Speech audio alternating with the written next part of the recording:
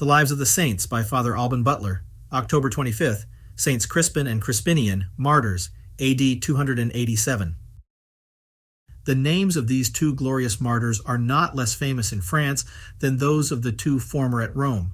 They came from Rome to preach the faith in Gaul towards the middle of the 3rd century, together with Saint Quentin and others. Fixing their residence at Soissons, in imitation of St. Paul, they instructed many in the faith of Christ, which they preached publicly in the day, at seasonable times, and in imitation of St. Paul worked with their hands in the night making shoes, though they're said to have been nobly born, and brothers.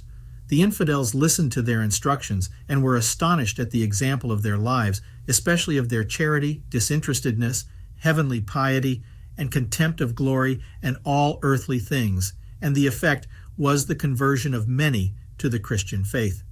The brothers had continued this employment several years when the Emperor Maximian Herculeus, coming into the Belgic Gaul, a complaint was lodged against them. The emperor, perhaps as much to gratify their accusers as to indulge his own superstition and give way to his savage cruelty, gave order that they should be convened before Rictius Varus, the most implacable enemy of the Christian name, whom he had first made governor of that part of Gaul, and had then advanced to the dignity of prefect of the Praetorium. The martyrs were victorious over his most inhuman judge by the patience and constancy with which they bore the most cruel torments, and finished their course by the sword about the year 287. They are mentioned in the martyrologies of St. Jerome, Bede, Florus, Otto, Usuard, etc. A great church was built at Soissons in their honor in the 6th century, and St. Eligius richly ornamented their sacred shrine.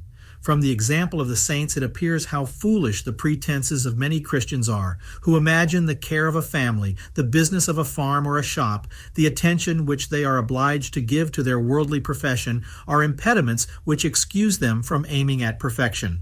Such indeed they make them, but this is altogether owing to their own sloth and malice. How many saints have made these very employments the means of their perfection?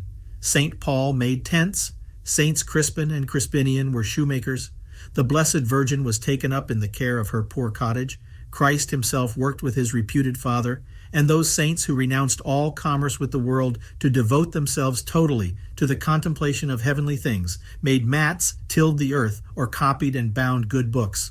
The secret of the art of their sanctification was that, fulfilling the maxims of Christ, they studied to subdue their passions and die to themselves.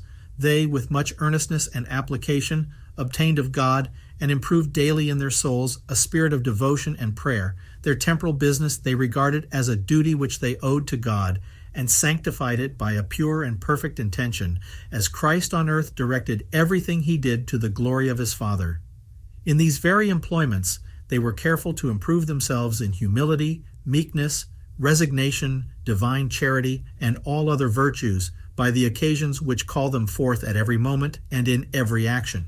Opportunities of every virtue and every kind of good work never fail in all circumstances, and the chief means of our sanctification may be practiced in every state of life, which are self-denial and assiduous prayer, frequent aspirations and pious meditation, or reflections on spiritual truths, which disengage the affections from earthly things and deeply imprint in the heart those of piety and religion.